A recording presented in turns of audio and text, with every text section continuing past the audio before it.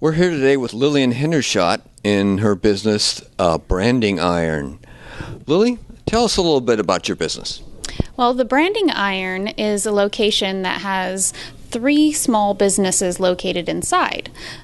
So the Branding Iron itself is printing services. That includes binding and finishing, lamination, printing big posters. Then there's also another business that I own called Naked by Design, and it is branding services, graphic design, and website design. Then the third business involved is Biz Marketing, which is owned by Peter Wilson, and that is all online marketing services, so anything from SEO to remarketing ads. Yeah. And so, Lily, how did you get started in the business? I've been doing graphic design for over 10 years, and I started out working in a printing department as the manager and just doing design work for business cards and brochures.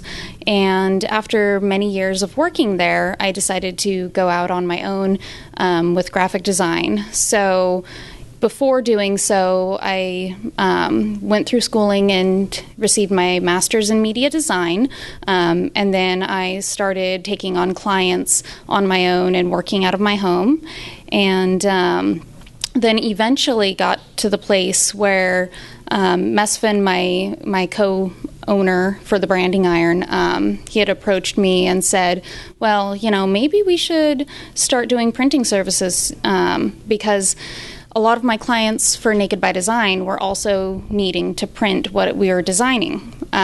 So then we decided to come together and open up this location. Peter got involved because we were also collaborating on a lot of projects together. So that's kind of how we got our group together. So starting out, what was your biggest challenge and how did you overcome that? My biggest challenge was in the first process of getting the business license for the Branding Iron.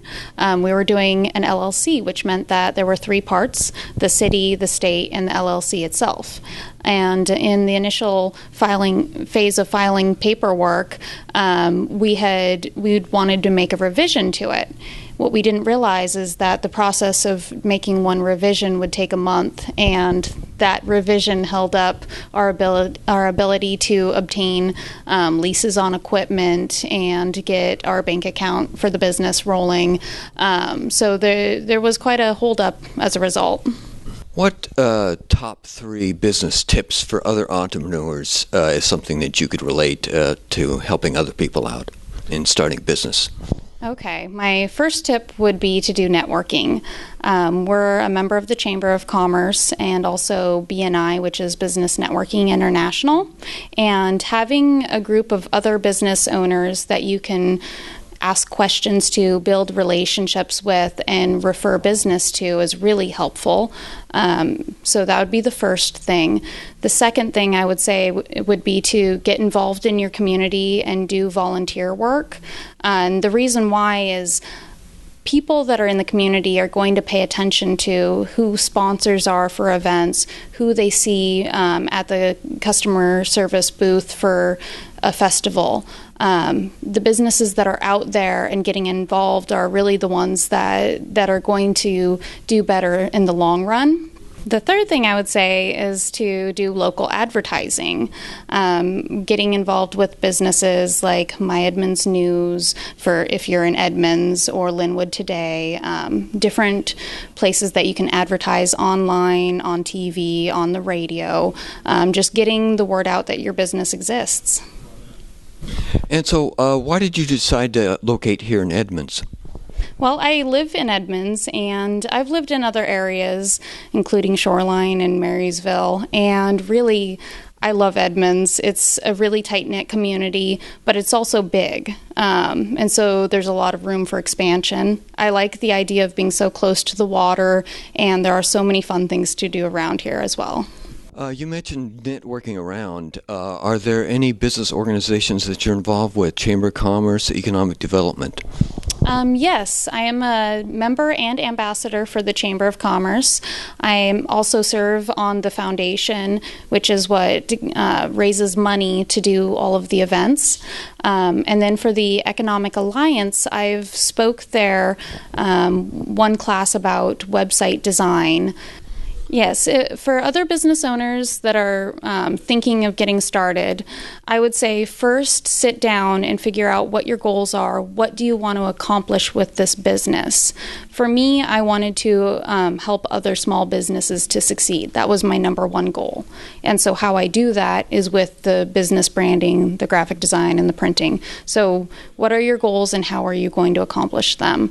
Then make a list of all of the expenses that you are going to be involved to do so, because you might have a vehicle that you need to purchase or equipment and rent.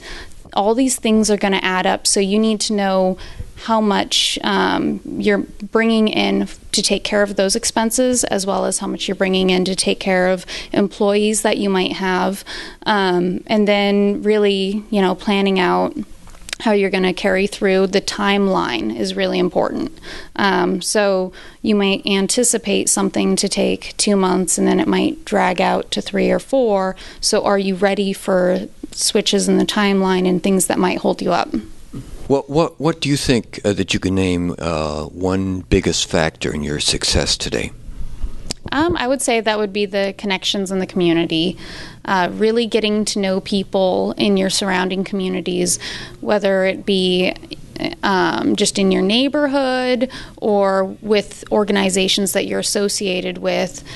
You really need to build friendships with people, because it's the built trust that will get the clients coming over and utilizing your business. Well, I'd like to thank you for your time today, Lily. Oh, you're welcome. It was great talking to you.